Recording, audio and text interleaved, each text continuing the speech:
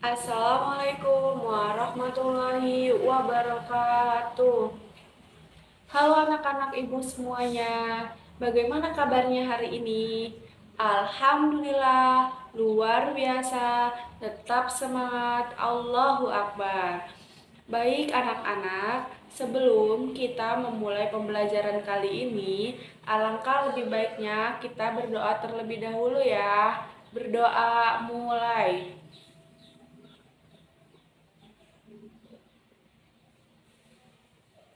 Selesai.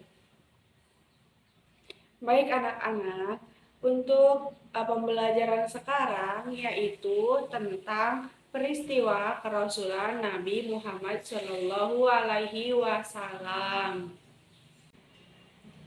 Nah, yang pertama yaitu tentang memahami peristiwa kerasulan Nabi Muhammad Shallallahu Alaihi Wasallam. Nabi Muhammad SAW adalah keturunan Bani Hashim.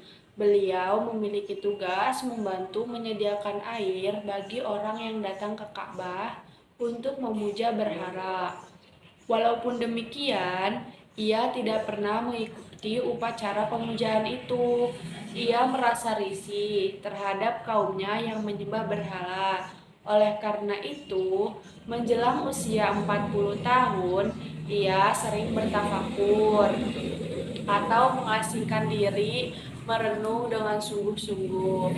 Nabi Muhammad SAW bertafakur untuk memikirkan jalan keluar agar kaumnya tidak lagi menyembah berhala. Tempat yang digunakan Nabi Muhammad untuk bertafakur adalah Gua Hira. Awalnya, Nabi Muhammad bertafakur hanya beberapa jam saja. Akan tetapi, lama-kelamaan ia menghabiskan waktu berhari-hari untuk bertafakur kepada Allah Subhanahu wa Ta'ala. Selanjutnya yaitu tafakur Nabi Muhammad Shallallahu Alaihi Wasallam. Tafakur yang dilakukan Nabi Muhammad itu bertujuan untuk menjauhkan jiwa dan raganya dari urusan keduniaan. Dengan bertafakur, Nabi Muhammad juga terhindar dari pergaulan dengan orang-orang yang berakhlak buruk. Memang, sejak usia remaja, Muhammad tidak suka bergaul dengan orang yang senang mabuk-mabukan, foya-foya, dan berjudi. Dengan demikian, jiwa dan raga Nabi Muhammad itu benar-benar suci. Semenjak kecil, Nabi Muhammad juga menghindari perilaku masyarakat Arab jahiliyah. Beliau juga menghindari cara beribadah orang Arab, yaitu menyembah patung atau berhala matahari, bulan, bintang, pohon, dan air. Maka tidak heran sebelum menerima wahyu, Nabi Muhammad itu lebih sering menyendiri dan merenung beribadah seperti yang dilakukan Nabi Ibrahim alaihissalam pada saat bertafakur. Nabi Muhammad SAW membawa bekal makanan dari rumah supaya dapat tinggal lebih lama. Jika bekal yang dibawanya habis, ia pulang ke rumah untuk mengambil bekal yang sudah disiapkan oleh istrinya, yaitu Khadijah. Setelah itu, ia kembali lagi ke Gua Hira. Tafakur dilakukan Nabi Muhammad adalah memikirkan dan merenungkan keadaan penduduk Mekah yang sesat. Cara beribadah seperti itu juga disebut dengan tahanus, yaitu beribadah selama beberapa malam dan menjauhkan diri dari dosa. Beliau mengadukan kepada Allah Subhanahu wa Ta'ala tentang perbuatan masyarakat Arab yang jauh dari martabat kemanusiaan. Mereka sering melakukan tindakan yang tercela. Nabi Muhammad SAW sangat prihatin dengan keadaan tersebut dan berharap suatu ketika dapat memperbaikinya. Dengan bertafakur, Nabi Muhammad membersihkan hati, pikirannya menjadi bersih serta tidak tercampuri oleh urusan duniawi. Sepanjang bulan Ramadan, Nabi Muhammad menghabiskan waktunya untuk beribadah kepada Allah Subhanahu wa Ta'ala. Nah, selanjutnya yaitu Nabi Muhammad menerima wahyu dari Allah Subhanahu wa Ta'ala. Ketika Nabi Muhammad SAW berusia 40 tahun, beliau mengalami peristiwa yang luar biasa. Tepatnya pada tanggal 17 Ramadan atau tanggal 6 Agustus 611 Masehi, Muhammad melihat cahaya terang benderang di Gua Hiro. Dikisahkan bahwa malaikat Jibril itu muncul dengan cahaya membutakan di hadapan Nabi Muhammad. Kemanapun beliau memandang, Jibril adalah malaikat yang bertugas menyampaikan wahyu dari Allah Subhanahu wa Ta'ala. Saat itu, Jibril muncul dalam wujud manusia. Nah, malaikat Jibril datang dan merangkul Nabi Muhammad sedemikian kuat sehingga Nabi Muhammad sulit bernafas dan memerintahkan, "Bacalah." Muhammad menjawab, "Aku tidak bisa membaca."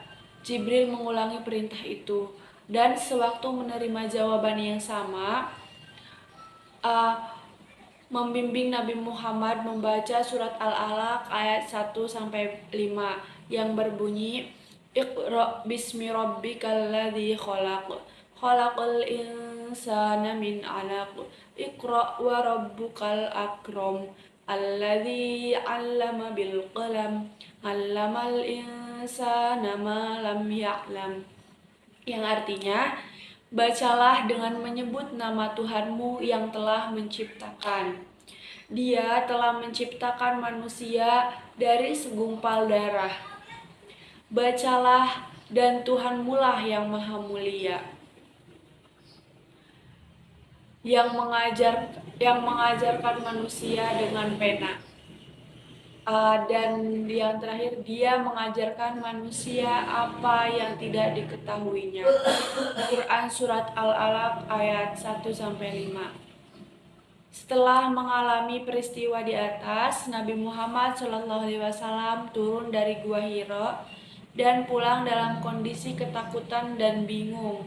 Beliau gemetar ketakutan, badannya menggigil dan berkeringat.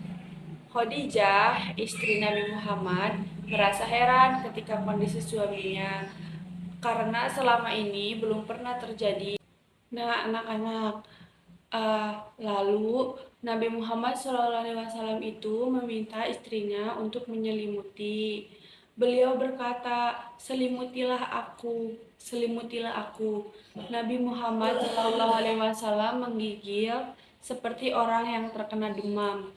Khadijah berusaha menenangkan Nabi Muhammad SAW.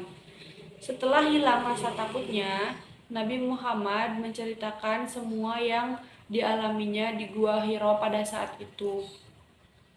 Nah, untuk menenteramkan hati Nabi Muhammad, Khadijah mengajak beliau untuk bertemu dengan pamannya yang bernama Waraqah bin Naufal. Waraqah bin Naufal adalah orang Nasrani yang memiliki pengetahuan yang luas tentang isi kitab Taurat dan kitab Injil. Waraqah berkata, "Yang datang kepadamu adalah An-Namus al-Akbar, yaitu malaikat Jibril, yang pernah datang kepada Nabi Musa alaihissalam. Sesungguhnya engkau adalah orang yang terpilih menjadi Rasul Allah Subhanahu wa Ta'ala. Kaummu akan mengatakan bahwa engkau penipu. Mereka akan memusuhimu, melawanmu, dan membuangmu. Sungguh, bila aku masih hidup sampai waktu itu, aku akan membelamu." Nah, peristiwa penerimaan wahyu pertama di Gua Hiro itu terjadi pada tanggal 17 Ramadan 611 Masehi. Umat Islam diperintahkan untuk selalu mengingat peristiwa tersebut agar dapat mengambil hikmah yang terkandung dalam kejadian peristiwa tersebut. Selanjutnya, mengamalkan wahyu Allah Subhanahu wa Ta'ala berupa Al-Quran, kitab suci bagi umat Islam.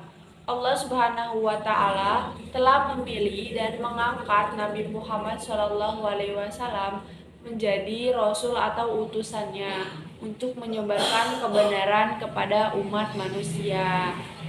Baik anak-anak, mungkin cukup sekian materi pada pertemuan kali ini.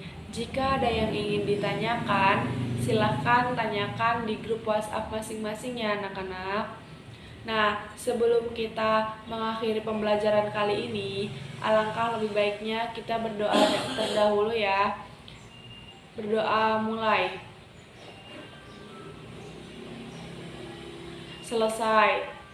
Mungkin cukup sekian, kurang dan lebihnya mohon maaf. Wallahul muwaffiq ila aqwamit thoriq. Wassalamualaikum warahmatullahi wabarakatuh. Bye bye, sampai bertemu kembali.